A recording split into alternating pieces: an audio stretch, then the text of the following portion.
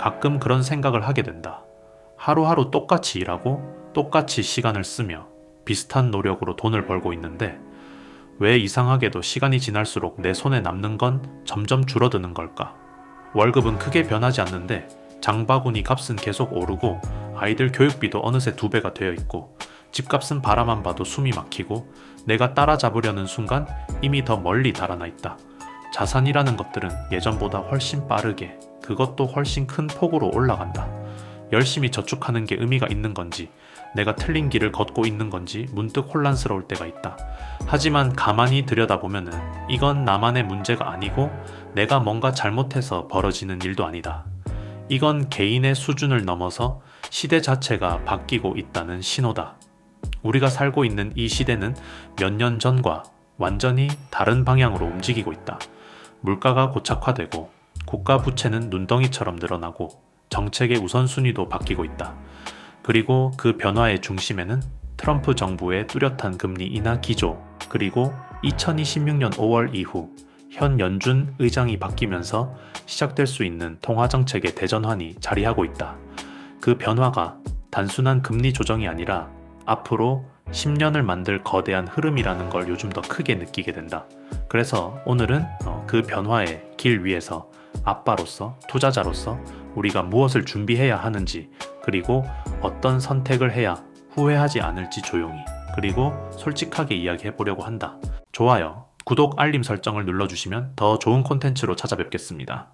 여러분의 응원이 콘텐츠 제작에 큰 힘이 됩니다. 나는 요즘 뉴스를 볼 때마다 같은 흐름을 느낀다. 인플레가 잡히지 않는다. 물가가 예상보다 끈적하다. 재정 적자가 너무 크다. 이 모든 문장이 결국 한 문장으로 이어진다. 지금은 대인플레 시대다. 예전처럼 금리를 조금만 올리면 물가가 쭉 내려가던 시대가 아니다. 세상이 구조적으로 바뀌었다.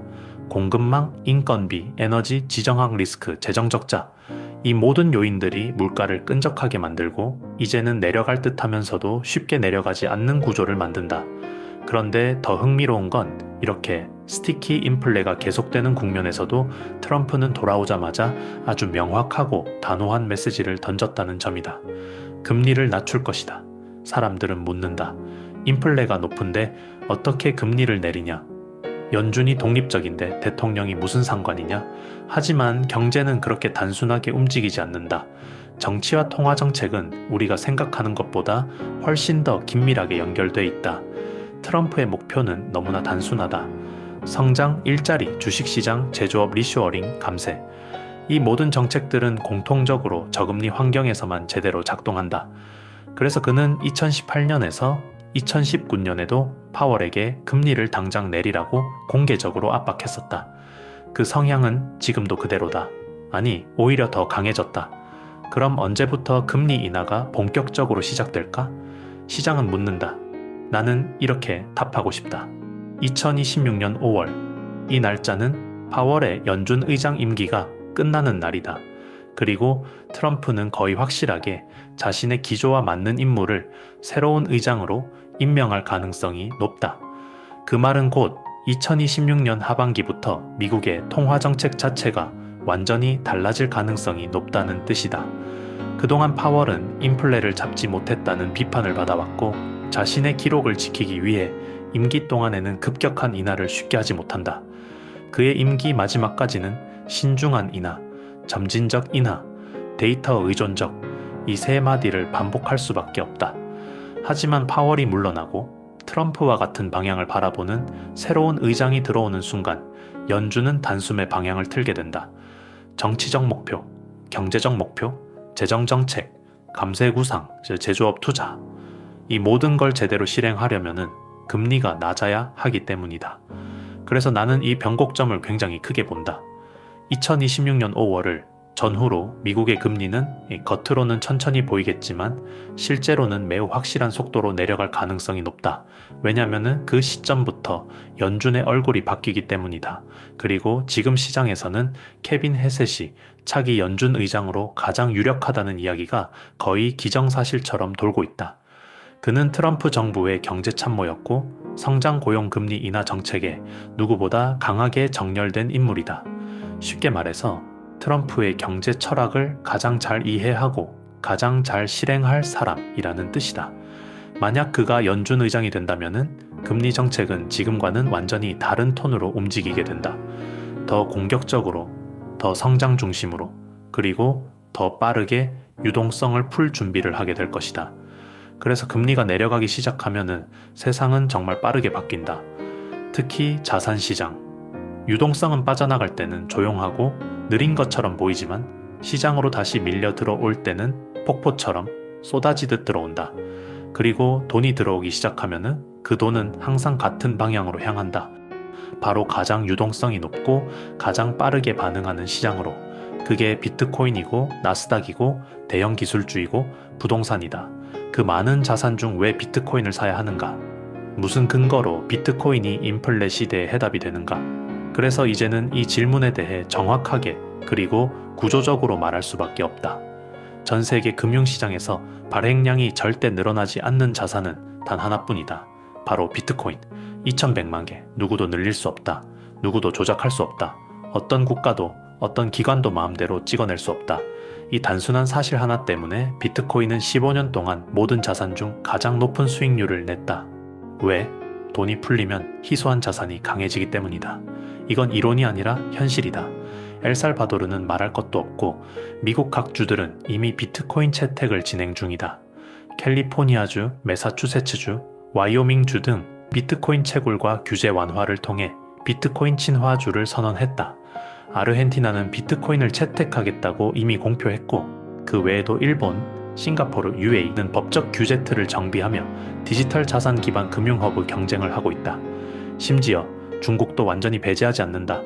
홍콩 비트코인 ETF 승인으로 사실상 중국계 자본의 합법적 비트코인 유입 통로를 열었다. 세계 1위 자산 운용사 블랙록은 자사의 비트코인 ETF인 IT를 단순히 출시한 것이 아니라 ETF 역사상 가장 빠른 자금 유입 기록을 세웠다.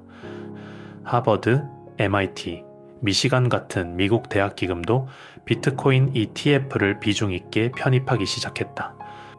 기부금 수령을 비트코인으로 받는 대학도 나오고 있다. 유럽 연기금, 미국 헤지펀드, 글로벌 보험사들까지 준비된 기관부터 조용히 포지션을 확보하고 있다. 이 모든 움직임은 하나의 진실을 말한다. 이제 비트코인은 제도권 자산이다. 누군가는 열심히 저축해서 100만 원을 쌓지만 다른 누군가는 인플레 때문에 그 100만 원의 가치가 80만 원이 된다. 하지만 희소한 자산을 가진 사람은 120만 원, 150만 원으로 커진다. 이게 시대의 잔혹한 차이다. 그래서 부자들은 현금을 쌓지 않는다. 희소성을 산다. 부동산, 금, 주식, 그리고 비트코인. 왜 비트코인이 기관 포트폴리오에 들어가는지, 왜 중앙은행과 정부가 디지털 자산 규제를 완화하는지, 왜 고정금리 부채를 가진 부자들은 인플레를 오히려 반긴다고 말하는지, 왜 미래의 현금 흐름을 가진 자산들이 인플레 국면에서 더 강해지는지, 이 모든 질문의 답이 2026년 이후 펼쳐질 유동성 시대에 있다. 나는 두 아이의 아빠로서 이런 흐름을 놓치고 싶지 않다. 미래는 지금보다 더 빠르고 더 혼란스럽고 더 많은 유동성이 풀릴 거라는 사실을 알고 있기 때문이다. 그리고 무엇보다 지금이 낮은 가격에 안전망을 준비할 수 있는 가장 현실적인 시기라는 걸 느끼고 있기 때문이다. 우리는 스스로를 보호해야 한다. 국가도 회사도 누구도 내 미래를 대신 책임져 주지 않는다. 대신 시장은 신호를 준다. 그 신호를 읽을 줄 아는 사람이 다음 사이클에서 기회를 잡는다. 2026년은 단순한 숫자가 아니다. 연준 의장이 바뀌고 정책 기조가 바뀌고 금리가 바뀌고 돈의 흐름이 바뀌고 자산의 방향이 바뀌는 순간이다. 그 순간을 준비한 사람과 준비하지 못한 사람의 인생은 10년 뒤 완전히 다른 모습으로 서 있을 것이다. 나는 오늘 이 영상을 보는 모든 사람들이 그 흐름을 이해하고 그 흐름 위에 서 있었으면 좋겠다. 그리고 무엇보다 아이들의 미래, 가족의 미래를 위해 지금의 선택이 앞으로의 10년을 바꿀 수 있다는 걸 기억했으면 좋겠다. 유동성은 결국 돌아온다. 돈은 결국 흘러들어온다. 그리고 이번에는 그 방향이 이미 정해져 있다. 정책, 정치, 재정, 그리고 연중까지 이 거대한 흐름 속에서 나는 오늘도 조용히 투자 일기를 쓴다. 두 아이에게 언젠가 말해줄 이야기. 아빠는 그때 그 변곡점을 놓치지 않기 위해 열심히 공부했단다.